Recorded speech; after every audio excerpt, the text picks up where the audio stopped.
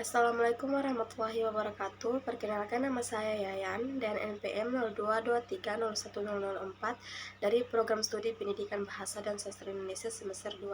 Nah, jadi di video ini saya akan menjelaskan tentang materi mengenai vokal dan konsonan berdasarkan artikulator dan titik artikulasinya.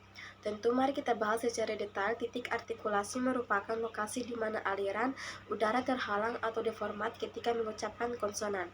Titik ini ditentukan oleh bagian dari mulut atau tenggorokan yang digunakan untuk menghasilkan suara. Pemahaman tentang titik artikulasi membantu dalam melafalkan konsonan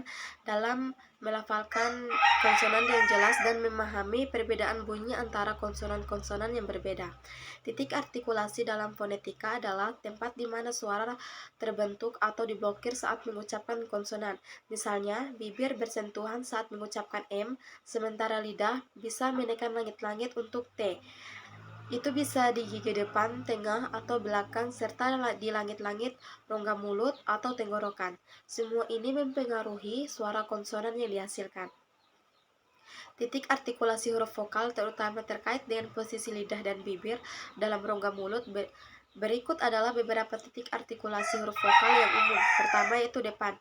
Lidah diletakkan di dekat bagian depan rongga mulut. Contoh I seperti dalam kata si dan E seperti dalam meja.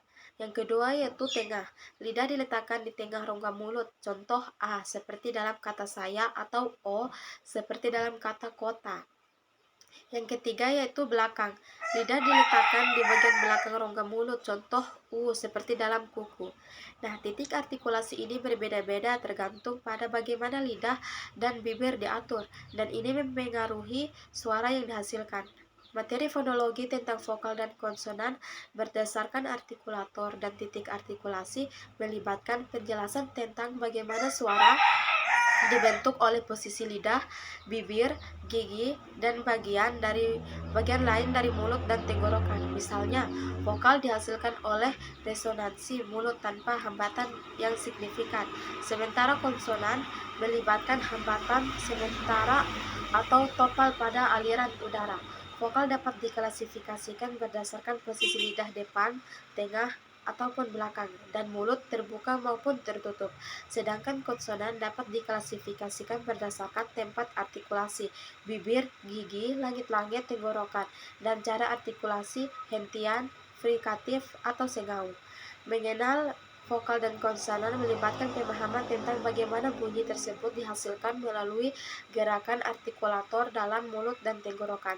Vokal adalah bunyi yang dihasilkan tanpa hambatan signifikan dari aliran udara, sedangkan konsonan melibatkan hambatan sebagian atau sepenuhnya. Artikulator adalah bagian dari mulut atau tenggorokan yang digunakan untuk menghasilkan bunyi, sedangkan titik artikulasi adalah lokasi spesifik di mana artikulator tersebut berinteraksi. Sekian dari saya. Assalamualaikum warahmatullahi wabarakatuh.